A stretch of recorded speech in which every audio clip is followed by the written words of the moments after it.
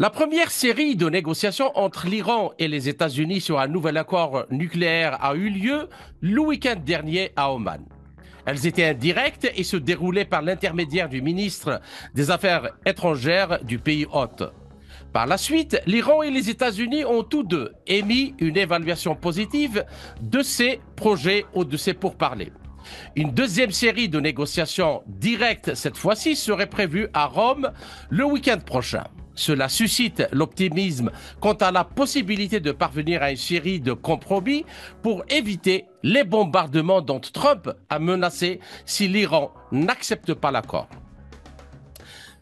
Le retrait unilatéral de Trump du premier accord sur le nucléaire iranien, officiellement connu sous le nom de plan d'action global commun, GCPOA, en 2018, a laissé les observateurs sceptiques quant à son intention de conclure un nouvel accord. Plus tard, début 2020, son premier gouvernement a assassiné le chef du, de l'unité Al-Quds du corps des gardiens de la Révolution, le général de division Qasem Soleimani. Combiné à ces politiques constamment pro-israéliennes, il est apparu à beaucoup de manière compréhensible que Trump ne voulait pas d'un nouvel accord, mais essayait plutôt de concocter un prétexte diplomatique pour une attaque planifiée à l'avance. Le problème avec cette approche est qu'elle suppose que Trump se soucie de ce que pense le reste du monde, ce qui est démenti, entre autres, par sa diplomatie audacieuse avec la Russie et sa guerre commerciale mondiale, notamment contre la Chine. Cela signifierait également qu'il a renoncé à tout élément de surprise et a ainsi permis à l'Iran de se préparer. L'Iran pourrait non seulement renforcer ses défenses contre toute attaque, mais pourrait hypothétiquement passer à l'offensive pour en empêcher une si les négociations échouent et s'il est convaincu qu'une attaque est imminente. Alors, compte tenu de ce qui précède, peut-on conclure que Trump est sérieux dans sa volonté de parvenir à un accord avec l'Iran? Sinon, pourquoi aurait-il volontairement abandonné ses initiatives stratégiques? Peu Oui, importe la dureté avec laquelle il parle, et cela ne doit pas être pris donc comme de la vantardise, préfère-t-il une solution diplomatique à ce conflit plutôt qu'une solution militaire? Et puis, à ce propos, sur quoi porte réellement ce différend, étant donné la manière dont il a retiré les États-Unis de GCPOA et dont il voudrait désormais rétablir certaines parties? Et puis, finalement, quid du poids des nouvelles alliances de l'Iran avec la Chine et la Russie, le noyau dur des BRICS+. Alors, pour discuter de toutes ces questions, j'ai l'honneur et le plaisir de recevoir le général Dominique Delaward, ancien chef situation renseignement guerre électronique à l'état-major interarmé de planification opérationnelle de l'armée française à la retraite. Mon général, bonjour et merci d'avoir accepté de nous accorder cet entretien. bonjour à vous et à vos auditeurs et merci de m'avoir invité. C'est nous qui vous remercions. Alors, Général, pour compléter un peu le tableau, avant de vous donner la parole, pour l'administration Trump, le scénario où l'Iran obtiendrait des armes nucléaires, et d'ailleurs pas uniquement pour Trump, mais toutes les administrations américaines, vraisemblablement par le biais d'un enrichissement supplémentaire de l'uranium dans le cadre de son programme d'énergie nucléaire civile, si une telle décision était prise, constituerait une menace suffisamment sérieuse pour Israël pour justifier, et peut-être même pour les États-Unis eux-mêmes, le bombardement de l'Iran. Or, cela pourrait en même temps déclencher une guerre régionale majeure que Trump veut empêcher parce que cela pourrait saper son pivot vers l'Asie pour contenir plus fermement la Chine. Mais aussi, rajoutons une chose, c'est que tant qu'Israël maintiendra son monopole nucléaire militaire régional, l'Iran a tout à fait le droit légitime de craindre pour sa sécurité. Cette situation stratégique donc déséquilibrée est la raison pour laquelle certains en Iran souhaitent soit obtenir des armes nucléaires, soit conserver la capacité révolutionnaire de leur pays à les développer rapidement si une telle décision est prise.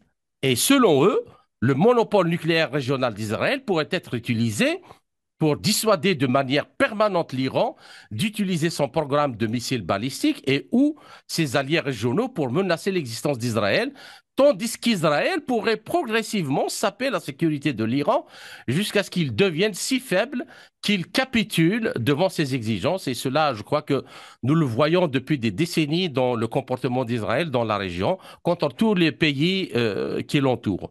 Alors, Général Delaware, les partisans de ce point de vue, de ce dernier point de vue, ont-ils raison de penser que seules les armes nucléaires ou la menace réelle de leur création rapide peuvent empêcher ce scénario du pire? Non, ben, écoutez, non, non, je ne pense pas que les armes nucléaires soient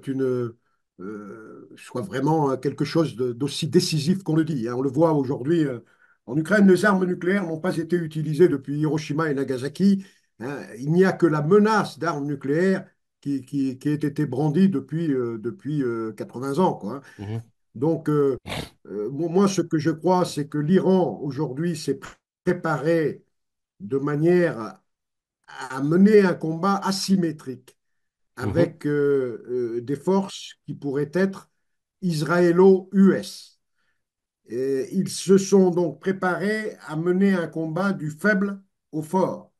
Ce combat, ils l'ont déjà gagné lors d'exercices de répétition faits par les forces armées américaines, hein, des War Games qui ont été joués à plusieurs reprises depuis plus de 20 ans. mhm, Avec les armes qu'ils ont aujourd'hui, les Iraniens sont suffisamment armés pour dissuader Israël de faire quoi que ce soit. J'avais voyagé en Iran et j'avais posé la question aux responsables iraniens, hein, de savoir si euh, la détention de l'arme nucléaire était un point clé pour eux. Ils m'avaient répondu deux choses. Ils m'avaient répondu d'abord que il y avait une fatwa qui interdisait à l'Iran, une fatwa émise par l'ayatollah Khomeini en son temps, du temps de son vivant, hein, qui interdisait à l'Iran de se doter de l'arme nucléaire qui n'était pas une arme morale, on va dire, mhm. hein.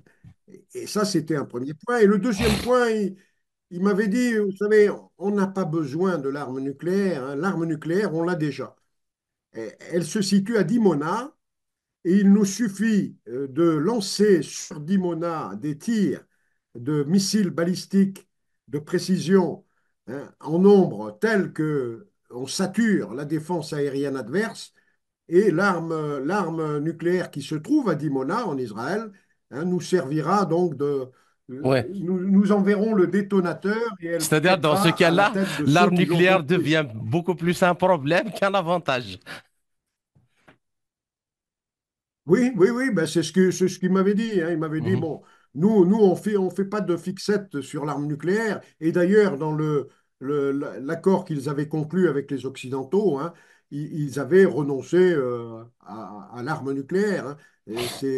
Mais bon, c'est une obsession israélienne, hein. Je rappelle que Israël a eu l'arme nucléaire en dépit, contre la volonté d'un président états-unien, hein, qui s'appelait Kennedy, que ce président a été malencontreusement assassiné à partir du moment où il refusait à Israël de se doter de l'arme nucléaire et à partir du moment, bien sûr, où il voulait aussi nationaliser la Fed, hein.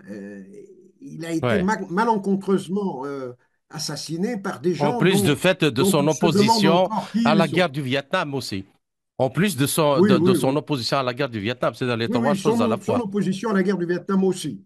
Mais enfin, disons qu'il y avait une convergence d'intérêts et que l'État Absolument. qui a le plus profité d'ailleurs de l'assassinat de Kennedy, c'était effectivement Israël, qui a pu bénéficier des largesses du successeur de Kennedy, qui était le président Lyndon Baines Johnson. Mhm. Bien. Alors maintenant, j'aimerais bien qu'on aille un peu dans les subtilités de la politique de Trump pour voir vraiment essayer de décrypter à quoi il joue réellement. Alors, au cours des 7 années qui ont suivi l'abandon de JCPOA par Trump, Les relations internationales ont connu d'énormes changements. Et puis, dans ce cadre, le Covid-19, par exemple, a révélé la fragilité des chaînes d'approvisionnement mondiales, le changement systémique mondial vers la multipolarité, qui s'est accéléré à un rythme sans précédent après, avec le début de l'opération spéciale russe en Ukraine. Et l'influence régionale de l'Iran a été aussi gravement endommagée lors de la dernière guerre de l'axe de la résistance contre Israël. Enfin, c'est ce que pensent en tout cas les stratèges israéliens et américains.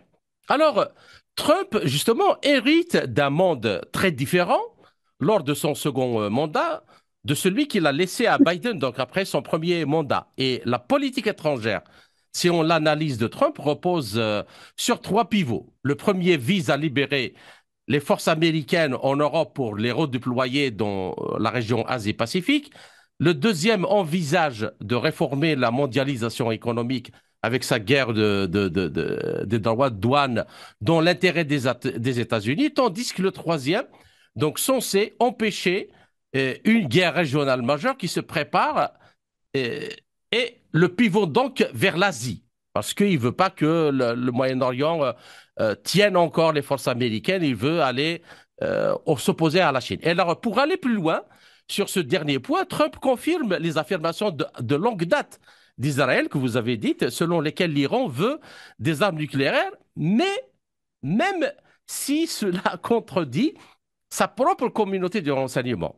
Et alors, selon la dernière évaluation annuelle des menaces préparées par la Direction du renseignement national, Tulsi Gabbard a déclaré la semaine dernière devant le Sénat US, je cite, nous continuons d'estimer que l'Iran ne construit pas d'armes nucléaires et que Khamenei, n'a pas repris le programme d'armes nucléaires et qu'il a suspendu en 2003, bien qu'il ait probablement subi des pressions pour le faire.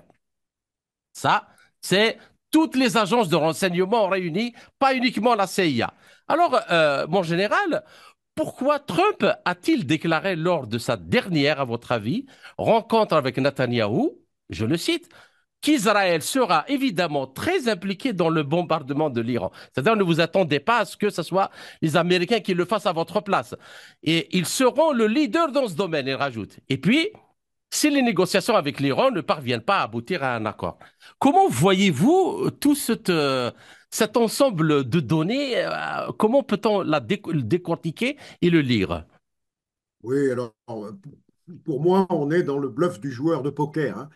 Le joueur de poker, il n'arrête pas de bluffer, hein, et Trump en est un. Il essaye d'impressionner tout le monde, hein. On l'a vu lors de son premier mandat sur la Corée du Nord, où il promettait la furie, le feu et le sang et les larmes aux Coréens du Nord. Et puis tout ça, ça s'est terminé par une frappe dans le dos avec le leader nord-coréen. Hein, bon, Trump, c'est un gars qu'il faut comprendre, hein. Et il pousse toujours le bouchon très loin. On l'a vu également avec ses tarifs douaniers, hein.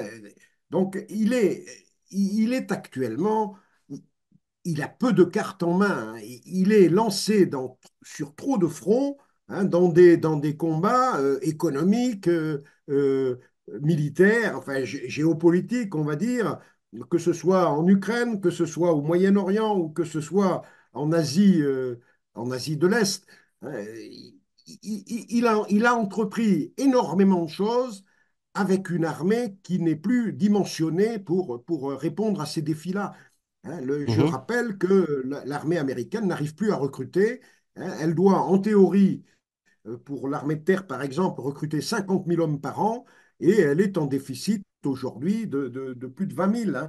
Donc, c'est par an, Et hein. ça Donc, c'est énorme. pour remplacer seulement les départs à la retraite ou les fins Oui, de pour contrat, remplacer les départs, hein, pour remplacer mais les départs. pas pour Hein. gonfler les effectifs au-delà Non, non, non, mais rien que pour maintenir, ils n'arrivent pas à maintenir leur effectif qui normalement devrait être aujourd'hui de 481 000 hommes et qui aujourd'hui ne sont plus qu'à 450 000, hein. Ils ont 30 000 de moins et les gens ne se bousculent pas pour être recrutés. En Mhm. plus, les gens qui viennent se faire recruter, hein, il faut se souvenir que 77%, 77%, c'est un chiffre énorme, Mhm. des Américains en âge de servir dans les armées sont déclarés inaptes physiques au service militaire. Donc, quand vous avez des armées de ce style-là, hein, vous ne pouvez pas vous engager sur autant de fronts et sur autant de domaines. Hein. Quant à leur propre missile nucléaire, hein, les Minuteman, ils ont 50 ans d'âge, il faut le savoir aussi. Hein. Donc ils ont une armée qui est largement, même leur flotte actuellement, c'est une flotte vieillissante, hein, dont la moitié des bateaux aujourd'hui sont en maintenance, hein, toujours Mhm. parce que plus c'est vieux, plus ça nécessite de la maintenance. Hein. Donc il n'est pas en situation, il n'a pas les cartes ni militaires ni économique. Hein. On a vu qu'il avait lancé des initiatives économiques dans tous les sens et qu'il était en train de revenir sur son bluff. Hein. Et que malheureusement pour lui, la Chine a pris cette affaire-là très au sérieux et que la Chine a bloqué, a rompu donc toutes les relations concernant les semi-conducteurs hein, qu'elle pouvait Mhm. avoir avec l'Occident otanien et elle a Et les rompu terres rares également aussi. euh, oui, voilà, elle a mis un quasi-embargo sur l'exportation des terres rares. Hein. Donc, elle met l'Occident otanien dans son ensemble en général, mais les États-Unis en particulier, en grande difficulté. Et quand on est en grande difficulté comme ça, qu'on n'a plus les cartes en main, eh bien, on ne s'amuse pas à partir à l'aventure dans toutes les directions. La direction du Moyen-Orient en est une. Hein. Donc, on a vu que si Trump demande et a envoyé des négociateurs, c'est à son initiative d'ailleurs que les négociations ont repris. Hein, ce n'est pas l'Iran qui a demandé à renégocier. Hein. C'est Mhm. les États-Unis qui ont demandé à l'Iran de bien vouloir négocier.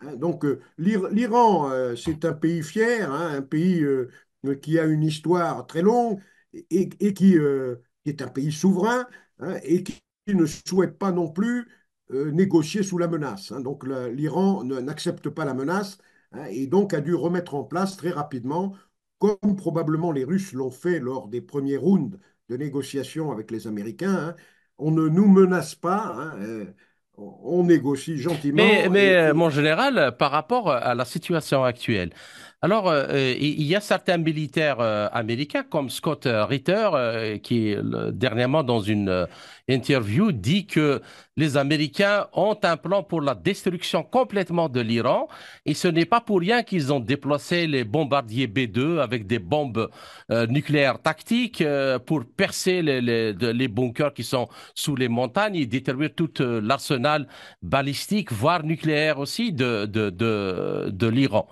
Alors, que pensez-vous de ça? Est-ce que c'est vrai? C'est pas vrai? Non, Est-ce que ce... non, non. Moi, moi, je pense que Scott Ritter est toujours un peu alarmiste, hein, depuis toujours. Hein. Il a toujours été un peu alarmiste et il surestime les moyens des Américains. Il faut se souvenir que pour attaquer l'Irak, hein, il avait fallu regrouper dans la région 5 porte-avions, hein, avec des centaines d'avions au total, hein, que ce soit sur les bases régionales ou sur les porte-avions. Il avait fallu rassembler des centaines de milliers d'hommes hein, pour un pays qui était beaucoup plus petit, l'Irak de 2000, et n'est pas l'Iran de 2025. Hein. Absolument. L'Iran de 2025, c'est un grand pays, beaucoup plus peuplé, avec une grande profondeur stratégique, et puis bien sûr beaucoup mieux armé et préparé à ce qui pourrait lui arriver. Hein. Donc, c'est pas une partie de plaisir, hein, c'est pas une campagne qui va se dérouler comme ça, on va faire une frappe dite de décapitation, ça ne marche pas. Hein. On a vu d'ailleurs que la riposte israélienne aux frappes iraniennes avait été extrêmement prudente et a raison. Hein. Les avions israéliens n'ont pas survolé l'espace aérien Iranien. iranien. Ils se Hmm. sont contentés de larguer à distance au-dessus de la Syrie. Hein. Mhm. Et ils ont largué leurs bombes pour aller atterrir en Iran. Mais bon, leur frappe a été extrêmement, j'allais dire, faiblarde, molle.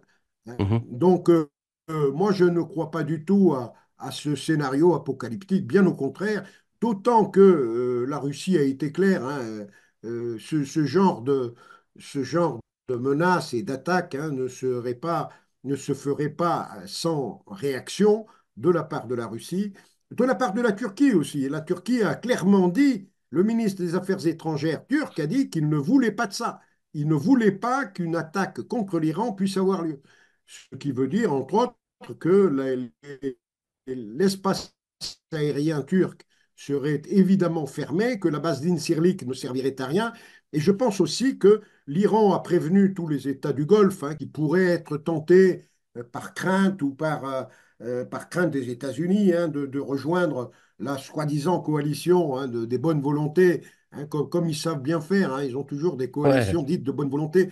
Et les Iraniens ont clairement dit aux pays voisins, c'est-à-dire à l'Arabie saoudite, au Qatar, aux Émirats arabes unis, et au Koweït, que la moindre aide qui pourrait être apportée à une attaque contre l'Iran se paierait très très cher. Et les pays de la région savent très bien que l'Iran a les capacités de leur faire très très mal. Et donc je doute, moi, que les pays arabes de la région, surtout compte tenu du contexte et compte tenu de ce qui se passe aujourd'hui à Gaza, je, et des réactions populaires dans les pays du Golfe, le peuple n'a pas forcément le même avis que ses dirigeants. Donc, je doute, moi, que la coalition rêvée par les Américains contre l'Iran puisse s'établir. La coalition se limitera, si par hasard elle existait, à deux pays, l'Amérique et Israël. Et l'Amérique sait très bien, et Trump le premier sait très bien qu'aujourd'hui, ils n'ont pas les capacités de le faire. Ils ont pas les capacités d'intervenir partout, et surtout avec les alliances.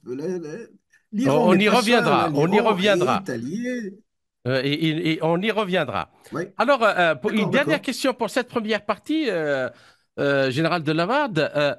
En Iran, alors, pour voir un peu la situation de l'autre côté, ceux qui souhaitent rétablir au moins une partie du JCPOA par le biais d'une série de compromis mutuels avec Trump estiment que la levée éventuelle, même progressive des sanctions par les États-Unis justifie l'élimination des options de leur pays pour une percée jusqu'à ce qu'aucune autre concession ne soit faite. C'est-à-dire que on arrête le programme nucléaire et puis basta. Et puis, vous, de votre côté, vous levez les sanctions, vous arrêtez Israël, et ainsi de suite. Et alors, l'idée que si l'Iran maintient son programme de missiles balistiques et, et qu'aucune restriction n'est imposée au soutien qu'il apporte à ses alliés régionaux déjà affaiblis, l'Iran pourrait encore hypothétiquement dissuader Israël. Donc c'est ça qui va faire un peu l'équilibre. Alors, ce sont également des points importants, je pense, à prendre en compte, car les dommages continus causés par les sanctions américaines empêchent l'Iran, à une certaine mesure, d'atteindre son plein potentiel économique, discrédite le gouvernement auprès d'une partie de la population de plus en plus encline à protester et et compromettre généralement sa sécurité à l'intérieur. Alors, c'est sur ce point-là que j'aimerais vous questionner. Maintenir le statu quo actuel, même s'il ne conduit pas à une guerre régionale majeure, pourrait-il créer le contexte pour un changement de régime en Iran, chose dans laquelle les services de renseignement américains et israéliens excellent depuis, depuis des années, en tout cas dans la région. Oui, non, je pense que ce que les dirigeants iraniens craignent aujourd'hui, non, on l'a dit, ce n'est pas les bombardements US. Ils savent qu'ils n'auront pas lieu et que la fureur ne s'abattra pas sur eux et la destruction ne s'abattra pas sur eux. Ce qu'ils craignent, effectivement, c'est ce que vous venez de dire, c'est-à-dire ils craignent la révolution colorée de l'intérieur. Ils craignent que, à force d'avoir une économie qui est attaquée par les sanctions économiques et qui ne peut pas donner son plein potentiel, ils craignent qu'une partie de la population, et particulièrement les jeunes étudiants, Mhm. comme dans tous les pays d'ailleurs où les révolutions colorées démarrent. Regardez en Turquie aujourd'hui, c'est les étudiants qui font un peu la révolution. Regardez aux États-Unis, euh, ce qui se passe contre l'affaire de Gaza. Les Mhm. pro-palestiniens sont les jeunes, Ouais. les jeunes qui aujourd'hui font les révolutions un peu partout dans le monde. En mai 68, ça a également été les jeunes qui ont fait la révolution en France. Donc c'est un peu ça que les Iraniens craignent aujourd'hui. Et donc le statu quo n'est pas forcément bon pour eux, hein. Les Iraniens souhaitent effectivement arriver à un accord, mais que cet accord soit en gros ce qui avait été conclu lors du précédent accord, c'est-à-dire en fait ce qu'ils souhaitent, c'est le retour des Américains dans le cadre du plan D'accord. comprenant Mais également c'est que le problème, les... c'est que nous avons entendu écouter des dirigeants américains qui disent, enfin des responsables, qui disent que il n'y a pas que le programme nucléaire militaire. Il faut que même le programme nucléaire civil doit s'arrêter, le programme balistique, les armes hypersoniques, tout ça à la poubelle, sinon il n'y aura pas de paix, il y aura un bombardement. Oui, bah alors ça je peux vous assurer que les Iraniens ne marcheront jamais sous ce genre de menace. Ils vont pas se priver des quelques rares armes qu'ils ont et pourquoi pas leur demander aussi d'aller pieds et poings liés baiser les pieds de Monsieur Netanyahou. Hein, donc on est dans l'outrance et les Iraniens ne marcheront jamais dans ce genre de combine. Ils ne se priveront jamais de leurs missiles balistiques qui leur permettent d'atteindre Israël et Dimona en particulier, hein, ils s'en priveront jamais, hein, et ils ne n'accepteront jamais de renoncer à leur programme nucléaire civil. Hein. Donc ça sera l'échec de la négociation et donc un échec pour Trump, ça ne sera pas bon pour lui, hein. Trump, aujourd'hui, ce qu'il veut, c'est essayer d'éviter d'éteindre au moins certains feux qu'il a allumés partout. Il a allumé le feu partout sur la planète, il l'a allumé, son prédécesseur l'a allumé en Ukraine. Trump essaye de l'éteindre, essaye, mais pour l'instant sans succès. Hein. Pour Mhm, l'instant, je regrette, mais le conflit en Ukraine continue. Hein. Vis-à-vis de la Chine, avec sa guerre économique, il est en train de se mettre à dos la Chine et une Chine, pas seulement, euh, pas seulement une Chine pacifique, commerciale et tout, hein, mais l'appareil militaire chinois et tous les moyens qu'ils ont de jouer sur la défense, en particulier les terres rares, hein. Et les mhm, terres mhm. rares, les Américains en ont besoin pour construire leurs outils de défense. Hein. Sans les terres rares chinoises, L'exemple, par exemple, de l'antimoine, 90% de l'antimoine que le complexe militaro-industriel américain utilise dans la fabrication des armes vient de Chine. Et la oui, Chine, oui. justement, a arrêté son exportation. Ouais, voilà. Donc, la Chine a des moyens et donc les moyens de pression qui vont s'exercer sur Trump, y compris en interne. En interne, aujourd'hui, Trump doit faire face à une espèce de révolte de la jeunesse qui est majoritairement pro-palestinienne. Des sondages ont été faits. Une majorité de la population américaine aujourd'hui considère Israël comme un État peu recommandable, hein, n'est pas favorable à Israël, hein, il faut le savoir. Hein. Et donc, Trump, il ne peut pas jouer sur tous les tableaux en interne face à autant d'opposition. Il y a un moment ou un autre, il devra composer. Et avec l'Iran, j'ai la certitude qu'il va composer. Moi, je suis optimiste sur la conclusion d'un accord, mais l'accord se fera non pas aux conditions de Trump, elle se fera aux conditions proposées par l'Iran. Hein. Il y aura très très peu de concessions iraniennes. Hein. Les Iraniens ne feront aucune concession sur leurs missiles et sur tout le reste. Hein. Quoi que puisse en penser Scott Ritter. Hein. Scott Ritter, ça n'est jamais qu'un analyste parmi beaucoup d'autres, hein, mais il faut bien se rendre compte que Trump, il a trop de défis à relever et qu'aujourd'hui, il est quasiment submergé et qu'il n'y arrive plus, quoi. Donc, il va bien falloir qu'il fasse des compromis et l'Iran, à mon avis, sera un compromis. Hein. Trump se rend bien compte qu'Israël, en ce moment, est en train de l'emmener dans le mur, hein, Mhm, et de l'emmener dans le mur, pas seulement contre quelque chose qui va être trop dur pour lui, c'est-à-dire l'Iran plus ses alliés, mais également l'emmener dans le mur vis-à-vis de sa propre population. Hein. Les Américains ne sont pas dupes aujourd'hui. Ils savent qui gouverne l'Amérique. Hein. Ils savent très bien que derrière, derrière les hommes politiques qui s'agitent sur la scène, il y a une oligarchie financière, hein, qui est très, très, très bien identifiée, hein, et qui dirige la politique étrangère américaine depuis des décennies, hein, au mhm. profit d'Israël. Alors, en ce moment, elle est plutôt moins puissante qu'elle l'a été. Il y a une réduction de la puissance, hein. Moi, je constate le nombre de personnes qui sont pro-Israël à mort, hein, comme avait pu l'être Blinken ou Victoria Nuland, parce qu'ils étaient eux-mêmes dans leur propre chair, ils étaient touchés par ces problèmes-là. Aujourd'hui, il y a plus de modèles de ce genre-là, hein. Janet D'accord, Yellen et compagnie, c'est fini ça, hein. d'accord, Le temps des néoconservateurs sionistes qui tiennent les États-Unis, c'est fini, hein. Donc, en ce moment, Trump a des conseillers encore. Il doit payer un peu les gens qui lui l'ont aidé à être élu, en particulier la veuve Adelson, hein, qui a donné beaucoup d'argent pour permettre son élection. Bon, il fait quelques gestes en sa faveur, mais je crois qu'il a compris, hein, que Israël allait l'emmener dans le mur, hein, et dans les d'accord, difficultés, et que aujourd'hui il fallait arrêter, quoi. d'accord. Alors, nous allons aborder maintenant l'aspect géopolitique, chose que vous avez un petit peu effleuré durant la première partie.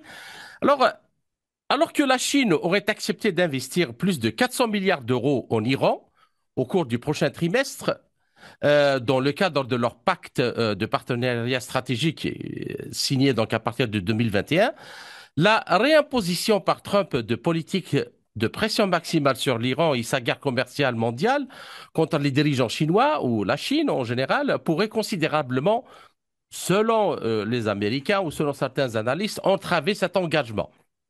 On a aussi la Russie et l'Inde ne peuvent pas remplacer cet énorme montant d'investissement promis, mais leurs investissements ne seront peut-être pas ciblés par les États-Unis dans le cadre du nouvel accord, contrairement à la Chine et à ses achats de pétrole à l'Iran. Donc, en tout cas, c'est ce que pensent certains que c'est le jeu de Donald Trump. Alors, en janvier, je rappelle que la Russie et l'Iran ont également signé un pacte de partenariat stratégique renouvelé, dont l'un des aspects, en plus des aspects économiques, financiers et énergétiques, est la coopération justement dans le domaine de l'énergie nucléaire civile pacifique. Ainsi, la Russie donc se porte garante, comme c'est le pays qui a le plus aidé l'Iran à développer sa technologie nucléaire, que cette technologie sera utilisée uniquement à des fins pacifiques. Alors, actuellement, les discussions en cours entre les États-Unis et la Russie portent en partie sur la normalisation des relations bilatérales, l'exploration de la coopération sur les ressources stratégiques et la coordination des politiques dans les pays tiers où leurs intérêts coïncident. Bien. Alors tout ça, c'est un peu les choses, comment elles se jonxent. Et on va essayer quand même, comme dans la première partie, essayer de décortiquer à quoi joue l'administration américaine. Alors ma question, mon général, est-il possible que les États-Unis, soi-disant, récompensent la Russie et l'Iran pour avoir accepté, ou enfin, s'ils acceptent, des accords pertinents sans interférer dans leurs relations bilatérales, dont le but de briser l'alliance avec la Chine? Et un tel scénario est-il possible? Non, bon, bon, Trump serait naïf de croire qu'il va réussir à convaincre la Russie comme ça, L'Iran et la Chine de aussi. changer sa politique ou de changer ses alliés et ses amis. Pareil pour l'Iran, hein. Les pays en question, que ce soit la Russie, l'Iran ou la Chine, hein, ils savent très bien une chose, hein, c'est que les dirigeants actuels seront toujours en place dans 3 ans, 4 ans, hein, et que Trump, lui, il n'y sera plus, hein, et que derrière Trump, on court le risque, bien sûr, d'avoir un nouveau néocon, hein, qui arrive et qui remette tout en question. On a vu que l'administration Trump pouvait, du jour au lendemain, faire du 180 degrés, hein, changer complètement la direction de la politique américaine. Bon, son successeur pourra faire la même chose, hein, et pourra remettre en cause tout le travail de Trump, remettre en cause tous ses ordres exécutifs. Donc, les Russes, qui ont une très très longue expérience, hein, des présidents américains successifs, ils en ont vu passer, Trump a dû en connaître 4 ou 5, hein, des présidents américains, lui étant resté le chef de son pays, hein. Pareil Poutine, vous pour voulez dire, pas Trump. Poutine, Khamenei, le président et Poutine. pareil pour Xi Jinping. Ouais, donc, tous ces gens-là, ils savent très bien que la parole des États-Unis ne vaut que la durée du mandat du président qui vient de donner la parole, hein. Donc, je ne pense pas que ce genre d'argument puisse aider enfin, que Trump puisse rêver pour pouvoir découpler la Russie et l'Iran de l'Inde, de de la la Chine. Chine. Aujourd'hui, bon, les BRICS, c'est quelque chose qui se solidifie de plus en plus. Et non seulement ces trois pays font partie des BRICS, hein, du noyau dur des BRICS, hein, mais avec l'Inde, il y a même quatre pays qui font partie du noyau dur des BRICS. Ils font partie également, ces quatre mêmes pays font partie du noyau dur de l'Organisation de coopération de Shanghai, hein.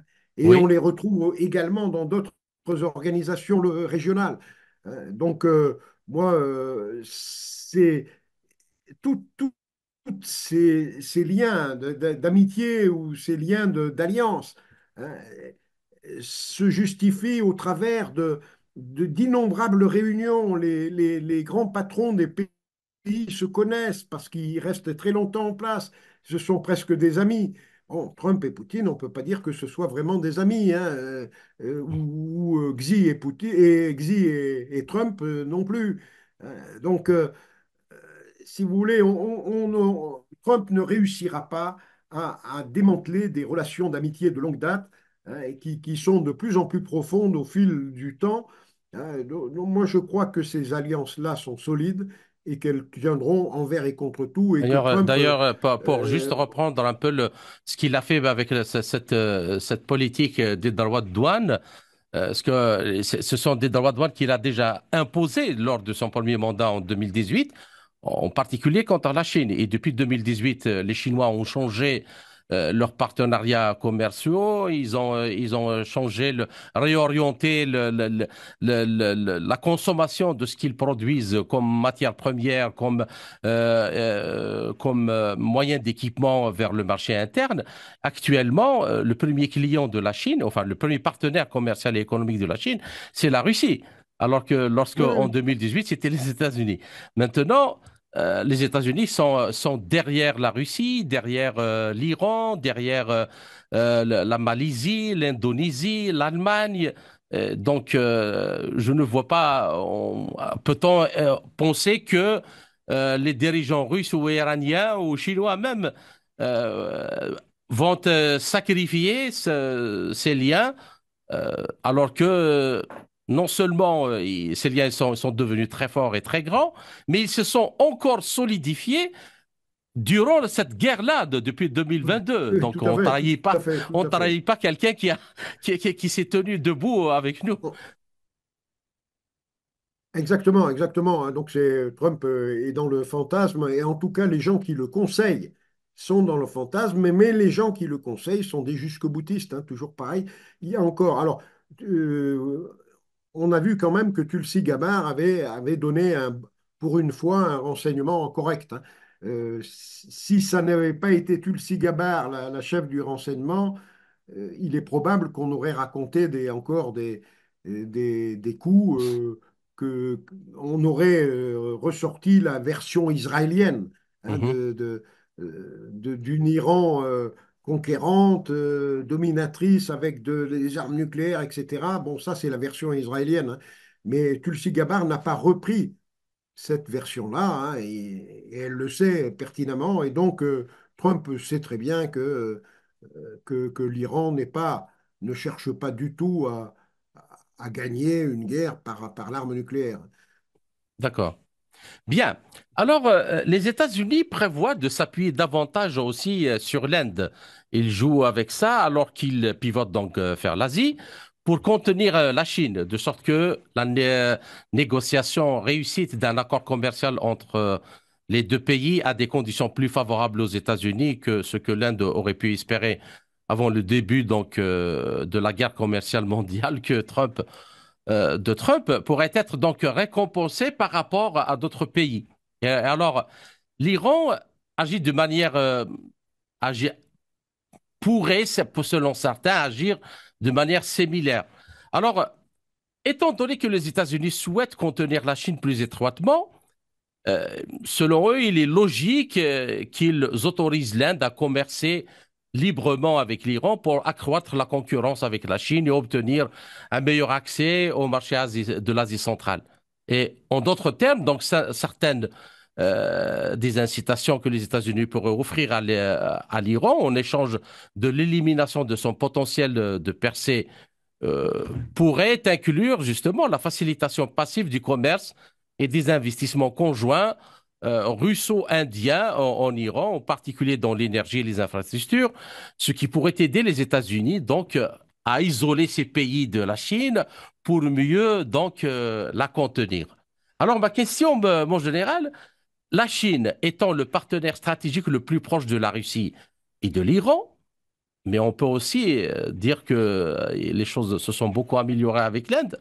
Farouchement, Oui, bien sûr. et l'Inde est farouchement, même si elle a de bonnes relations avec les États-Unis, elle est farouchement indépendante aussi. Oui, oui. Euh, une coopération plus étroite entre la Russie, l'Iran et l'Inde pourrait-elle, par inadvertance, exercer une certaine pression sur la Chine, du moins du point de vue des Américains, encore une fois? Oui, peut-être que les Américains cherchent ça, mais là encore, ils ne le trouveront pas forcément, hein.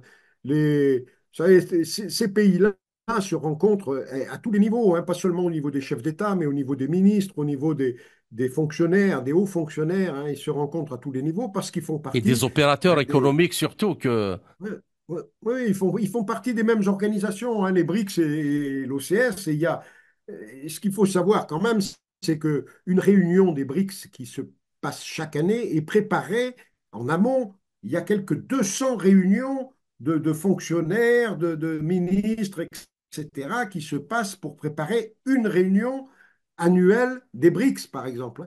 Il Mhm. y a 200 réunions dans différents secteurs, hein, le secteur de l'information, le secteur du commerce, le secteur de la défense, etc. Donc, tout ça, ça crée des liens qui n'existent pas aujourd'hui, je regrette, entre les États-Unis. C'est pas parce qu'ils envoient une délégation, hein, même si elle a l'étiquette USA, euh, cette délégation n'est pas forcément mieux accueillie que ne le sont les camarades qui ont déjà, qui ont déjà été rencontrés l'année d'avant et l'année d'avant, hein. Donc, moi, moi- je ne crois pas, là encore, euh, que les États-Unis réussissent à diviser les BRICS. Les BRICS, aujourd'hui, s'empilent les uns sur les autres ou s'imbriquent les uns dans les autres, hein, et finissent par créer quelque chose de solide, hein, et qui progresse d'année en année à une vitesse fantastique par rapport, surtout quand on compare ce progrès des BRICS au déclin relatif, hein, des Occidentaux, hein. Les Occidentaux ne sont pas à la fête en ce moment et le seront encore moins demain, hein. Donc, il y a un écart qui se creuse et les pays des BRICS ne sont pas fous, hein, et ils savent très bien que tout ça est à l'œuvre, que tout ça est en route et qu'ils ne ils vont pas brader tout ça aux Américains comme ça pour leur faire plaisir, hein. Donc, je ne pense pas que les Américains vont être obligés de composer, hein, et composer avec les Russes, composer avec les Iraniens, composer avec les Chinois. Ils n'auront pas d'autre choix, ou sinon, ben, ils couleront, hein, ils couleront. Ils ont jamais été aussi isolés finalement dans le monde. Ils se sont même isolés de leurs partenaires européens, hein. Aujourd'hui, en Europe, Trump n'a pas le vent en poupe, hein. Il n'est pas particulièrement bien vu par les gouvernances européennes aujourd'hui, hein. Donc, quand on est dans sa situation, on ne peut pas faire autre chose que d'essayer de composer. D'accord. Bien. Et Alors, oui, oui, allez-y, allez-y. Allô? essayer de composer. Oui, Bien. Alors, l'Iran, oui, je vous entends. Oui. conscient donc de l'évolution, et c'est depuis un moment, de la dynamique sur la scène internationale, a stratégiquement, pour reprendre un peu ce que vous avez dit tout à l'heure, rejoint l'OCS, effectivement, avec Ibrahim Raisi, feu président Ibrahim Raisi, et puis, et puis les BRICS avec une volonté forte et inébranlable, conformément donc à la vision de ces organisations d'un développement progressif et indépendant.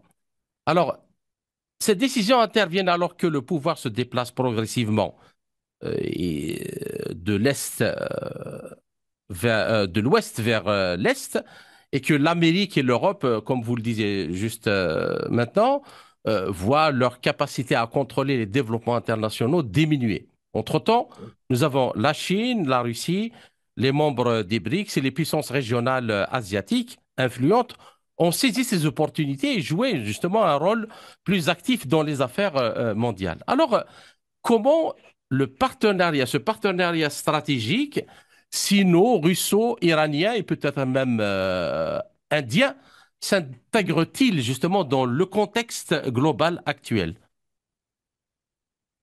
Oui, si vous voulez, c'est la montée, c'est ce que je disais tout à l'heure, hein, la montée en puissance du monde multipolaire. Hein, ce sont les chefs de file, ces quatre pays que vous venez de citer, hein, et qui sont à la fois dans plusieurs organisations régionales, dont l'Organisation de coopération de Shanghai et les BRICS pour l'essentiel.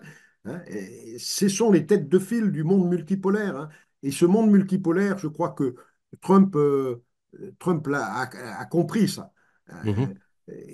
A compris que le monde allait évoluer, que les monnaies aujourd'hui, la monnaie dollar, hein, qui régnait sur le monde, est en train de prendre du plomb dans l'aile aujourd'hui. Hein. Je regardais, pas plus tard qu'il y a Oui, quelques dizaines de minutes, hein, je regardais le cours du dollar par rapport au rouble russe, oui. puisqu'on est Il est en avec train vous. de reculer, oui. Ben, il est aujourd'hui, le rouble russe est plus fort vis-à-vis du dollar qu'il ne l'était avant l'opération spéciale. Oui. Avant l'opération spéciale, pour acheter un dollar, il fallait seulement, si ma mémoire est bonne, 93 roubles pour acheter un dollar. Mhm. Avant l'opération spéciale, le 22 février 2010, ça suffit. 90 roubles. Donc le rouble s'est apprécié par rapport au dollar Mhm. en 3 ans de guerre.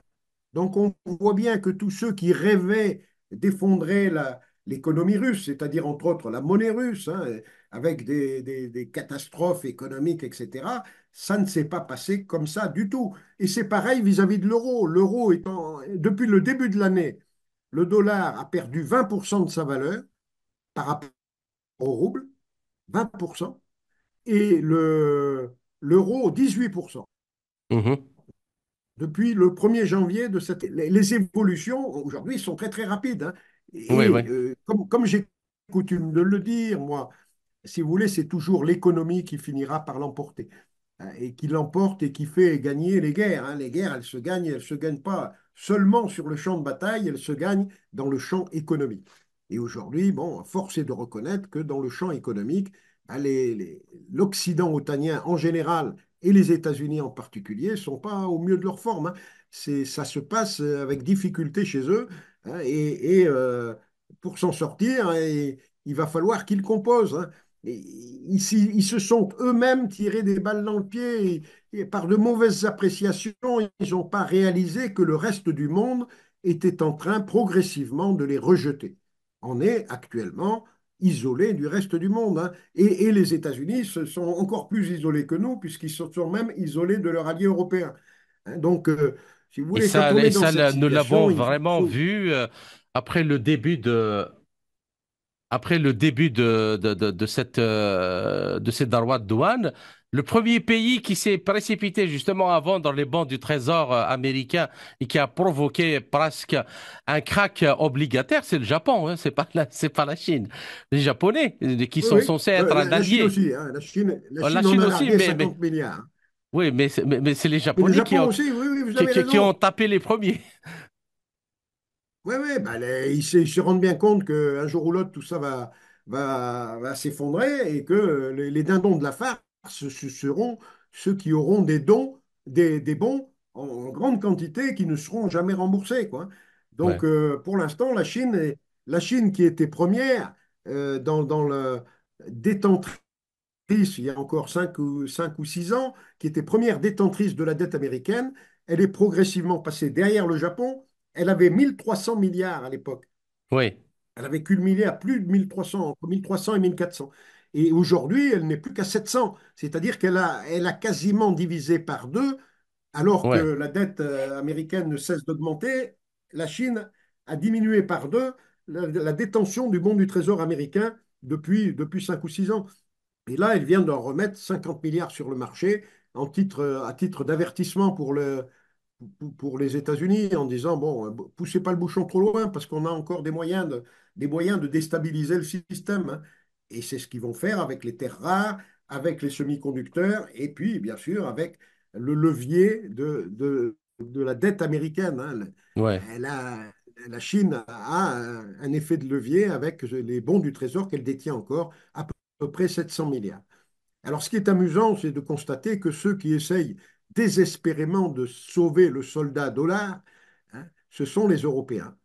Et on a vu ainsi la Grande-Bretagne passer en deuxième position derrière le Japon. Grande-Bretagne est le deuxième détenteur au monde de la dette américaine et Ouais. est passé devant la Chine, puisque la Chine vient de larguer 50 milliards de dollars.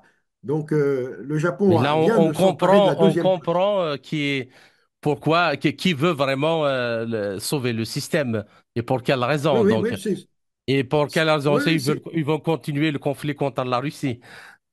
oui, oui, c'est une oligarchie financière, hein, qui est actuellement répartie.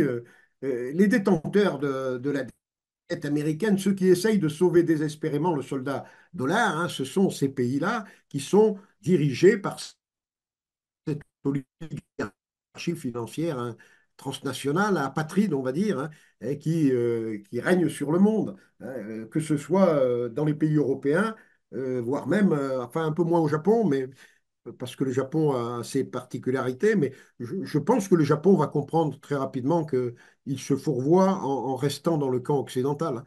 La Il a rien Corée à faire aussi. dans notre camp, il a tout à y perdre. Hein. La Et la Corée Corée du aussi, Sud oui. aussi.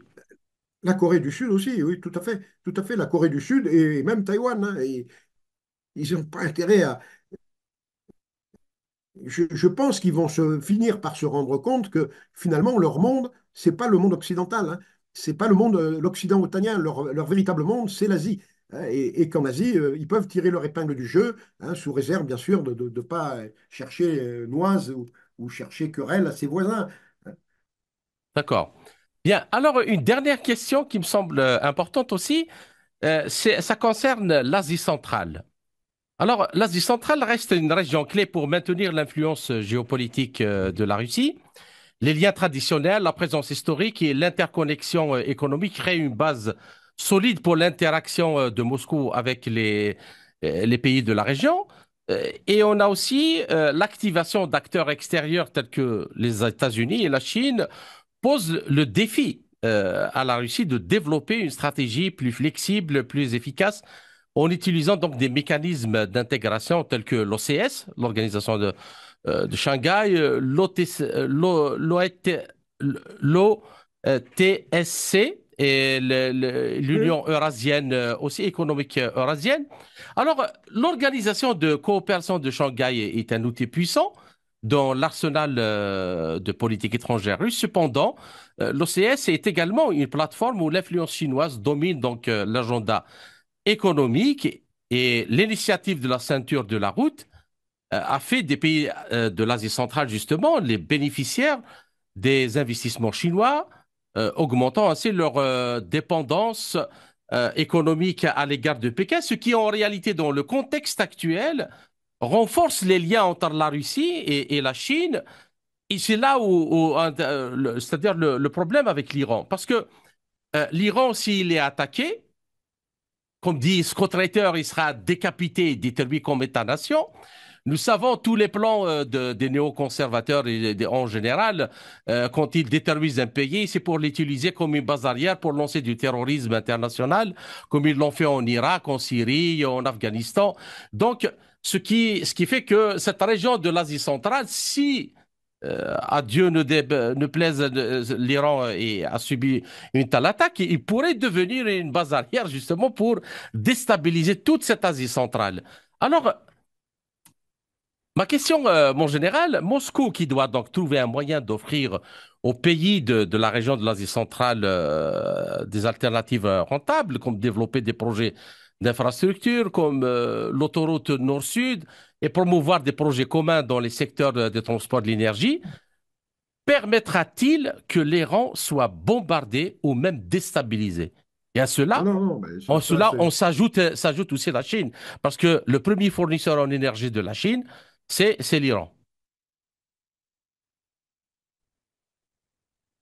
Non, non, mais je suis totalement d'accord avec ce que vous avez dit, hein. Il est hors de question que la Russie reste les bras croisés si par hasard l'Iran est attaqué, parce que l'Iran, c'est au même titre que l'Ukraine, c'est la Absolument. sécurité future de la Russie, hein.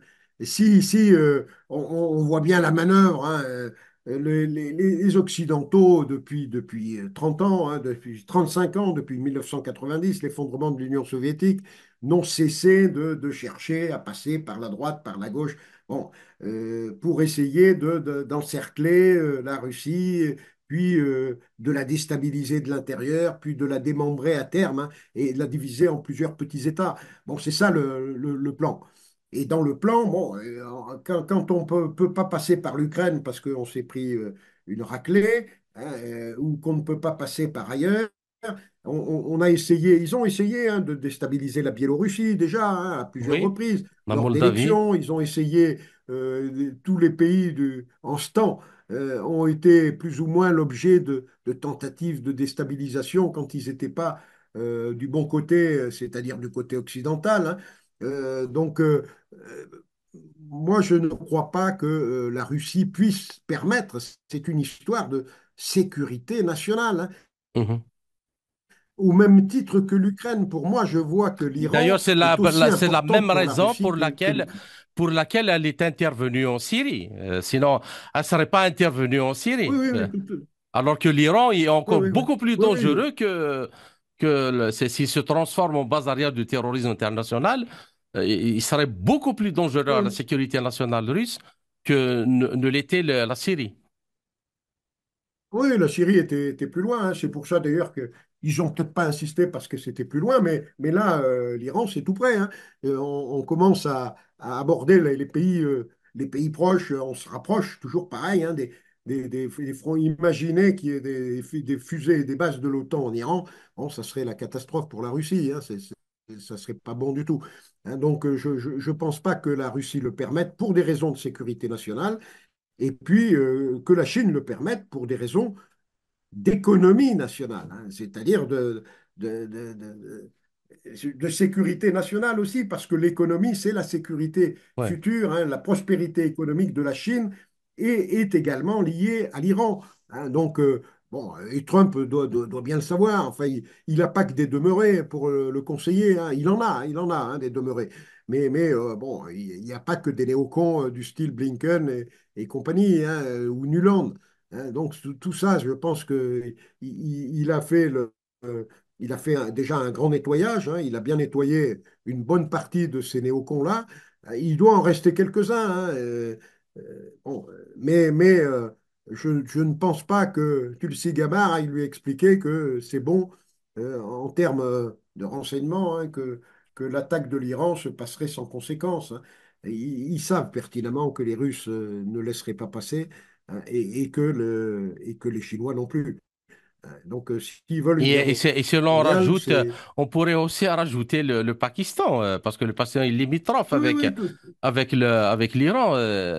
C'est sa oui, sécurité aussi qui serait mise en danger. oui, Et oui, tous tout à ces fait, tout à fait. pays-là sont des puissances nucléaires. Toute cette région-là est une poudrière nucléaire. Oui, Euh, oui, oui, oui, non, mais bon, j'espère que Trump n'a pas que des idiots dans son entourage, hein. Bon, nous, en France, on en a un paquet, hein, avec le président Macron. Je ne sais pas d'où il sort sa grande politique étrangère, mais bon, on est un petit peu à côté de nos pompes avec ces histoires de troupes au sol, etc., bon, qui doivent faire sourire Poutine, quoi.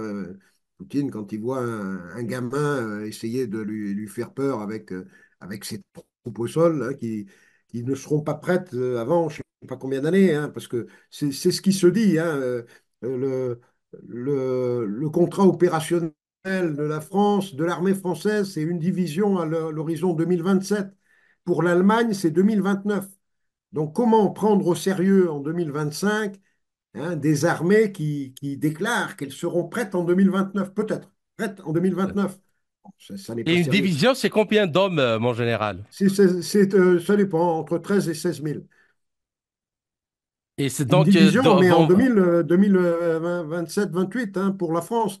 Hein, la Russie, l'Allemagne a prétend. elle a dans le Donbass actuellement presque 700 000 hommes. 700 Oui, 000. ouais, bah, je sais bien. Ouais. Donc, c'est 13 000 hommes, une division. Donc, l'armée française, ça sera une division prête, bonne de guerre, comme ils disent, prête à la guerre. Et l'armée allemande dit qu'elle sera prête en 2029, prétend-elle, 200 000 hommes. C'est-à-dire qu'elle aura doublé son effectif. Hein. Elle est Oui. actuellement, d'après l'inspecteur général de l'armée de terre allemande, il serait actuellement à 100 000 hommes et il voudrait passer à 200 000 en 2029. Alors, je ne sais pas comment ils vont faire pour recruter tout ça, hein. Alors qu'ils ont déjà des difficultés de recrutement pour recruter seulement 20 Il y 000 a hommes par aussi un an. gros problème S'ils en démographique veulent 100 000 de en plus, Allemagne. En hein, plus de non, ça, non, il y mais a ça n'est pas. un gros problème démographique en Allemagne. Oui, oui, Une et puis armée. ils ont surtout des problèmes, des problèmes cognitifs, hein, c'est-à-dire qu'ils sont incapables de faire des mathématiques. Pour recruter 100 000 hommes de plus, il faut en recruter, sur les 4 prochaines années, il faut en recruter 25 000 de plus par an, en plus des 20 000 qu'ils doivent déjà recruter. Et les 20 000, ils n'y arrivent déjà pas.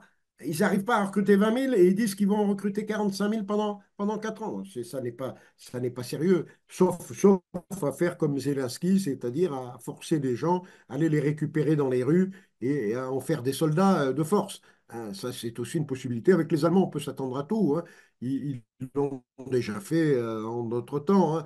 Donc, bon, je vois mal actuellement, si vous voulez, ils pouvaient se permettre ça à une certaine époque parce qu'ils avaient une population qui était jeune, en bonne santé, etc. Donc, à la limite, agressive. Hein. C'était la Deuxième Guerre mondiale, c'était ça. La population, le peuple allemand était un peuple jeune et dynamique. Aujourd'hui, vous n'avez plus que des vieux en Allemagne. Hein. Et comme en France, d'ailleurs. Hein. On est un peuple de vieux. Hein. La moyenne d'âge du français moyen par rapport à ce qu'il était en 39, on a augmenté de plus de 10 ans. D'accord. Et quand on a, bon, les capacités physiques et autres changent avec l'âge. Hein. Donc on n'est pas prêt, on ne sera pas prêt à faire la guerre et les fameuses troupes au sol. Bon, tout ça, moi, ça m'amuse beaucoup hein, de voir. Et puis, il y a surtout des gens qui croient à ce que raconte le président. Il a encore bon, une petite cour, hein, mais évidemment, il a la cour qui lui donne raison systématiquement, sa cour de journalistes, les médias mainstream. Hein, en Occident otanien, ça devient du grand comique. Hein. Les médias mainstream racontent tout et n'importe quoi avec des jeunes journalistes sortis de on ne sait où, rêvent-ils d'être young leaders ou d'aller un jour à Davos devenir des piliers du mondialisme. Hein. Mais bon, ça, ça n'est plus crédible, quoi. Le D'accord. peuple va se rendre compte très vite que les choses vont mal. Hein. D'accord. Donc, chers auditeurs, notre entretien arrive à sa fin. Général Dominique Delawarde, je vous remercie pour toutes ces analyses et tous ces éclairages. J'espère vous retrouver dans les quelques semaines à venir dans un autre entretien pour traiter d'un autre sujet. Merci encore une fois et à très bientôt. Merci à vous et à vos auditeurs d'avoir bien voulu m'écouter. Merci Au beaucoup. C'est revoir. nous qui vous remercions.